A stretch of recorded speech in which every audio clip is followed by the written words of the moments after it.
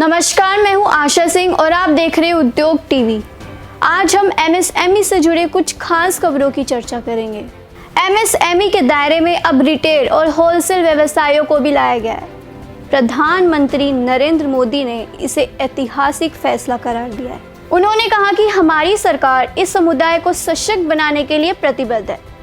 खुदरा एवं थोक व्यापार को एमएसएमई के तहत लाने के फैसले के कारण खुदरा और थोक व्यापारियों को भी बैंकों तथा वित्तीय संस्थानों से प्राथमिकता प्राप्त श्रेणी में ऋण उपलब्ध हो सकेगा।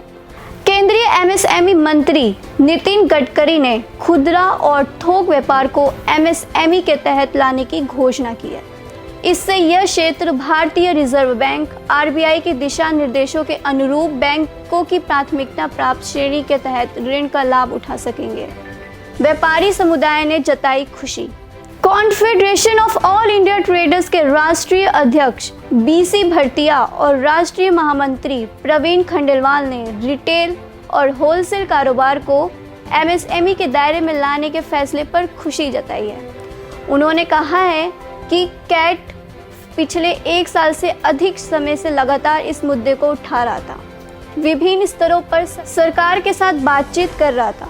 सरकार के इस फैसले से देश के करीब 8 करोड़ से ज्यादा छोटे कारोबारियों को फायदा होगा। बवाना चैम्बर ऑफ इंडस्ट्रीज के चेयरमैन श्री प्रकाश चंद्र जैन ने कहा है कि इस फैसले से बहुत सारे व्यवसायों को फायदा होगा। छोटे और खुदरा व्यवसायी भी अब सरकारी योजनाओं का लाभ उठा पाएंगे। एमएसएमई को 3,641 करोड़ रुपए की मदद देगा वर्ल्ड बैंक।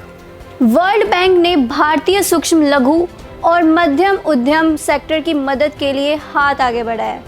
वर्ल्ड बैंक के कार्यकारी निदेशक मंडल ने एमएसएमई सेक्टर को फिर से पटरी पर लाने के लिए $50 करोड़ यानी करीब 3,641 करोड़ रुपए के प्रोग्राम को मंजूरी दी है। एमएसएमई सेक्टर कोविड-19 संकट से बहुत अधिक प्रभावित हुआ है। इस प्रोग्राम का टारगेट 5,55,000 एमएसएमई के प्रदर्शन में सुधार करना है। विश्व बैंक ने एमएसएमई की मदद के लिए दूसरी बार हाथ आगे बढ़ाया। पहले $75 crore MSME emergency response program की शुरुआत जुलाई 2020 में की गई थी। कोविड-19 महामारी से गंभीर रूप से प्रभावित लाखों एमएसएमई की तत्काल लिक्विडिटी और लोन आवश्यकताएं पूरी की गई। क्या है एमएसएमई का योगदान? वर्ल्ड बैंक की तरफ से जारी की गई रिलीज में यह कहा गया है कि एमएसएमई क्षेत्र देश की अर्थव्यवस्था की रीढ़ है, जो भारत के सकल घरेलू उत्पाद में 30% और निर्यात में 40% का योगदान देता है।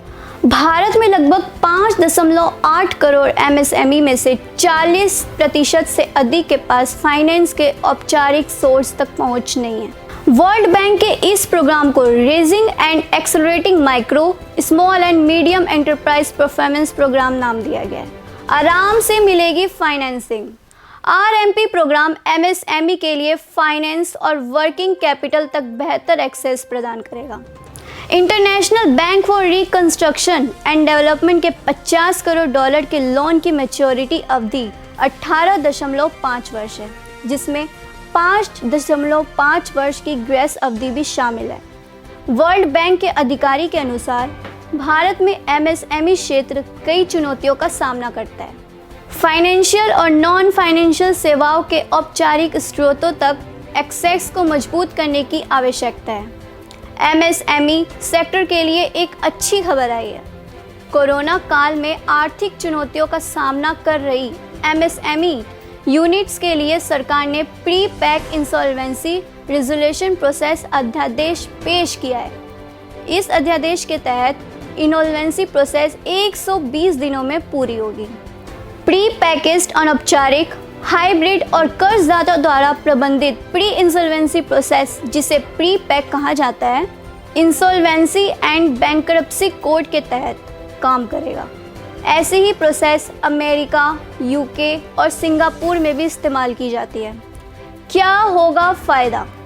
यह प्री पैक दिवाला और दिवालियापन संहिता के तहत सूक्ष्म, लघु और मध्यम उद्यमों के रूप में क्लासिफाइड कॉर्पोरेट व्यक्तियों के लिए एक बेहतर वैकल्पिक इंसॉल्वेंसी रेजोल्यूशन प्रोसेस के रूप में काम करेगा।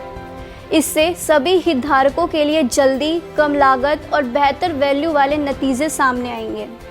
नए प्रोसेस से एमएसएमई में काम करने वालों की नौकरी सुरक्षित होगी और बिजनेस में अड़चन नहीं आएगी। इकोनॉमी के लिए अहम है। एमएसएमई सेक्टर देश की जीडीपी में अहम योगदान देती है और एक बड़ी आबादी को रोजगार मुहैया कराती है।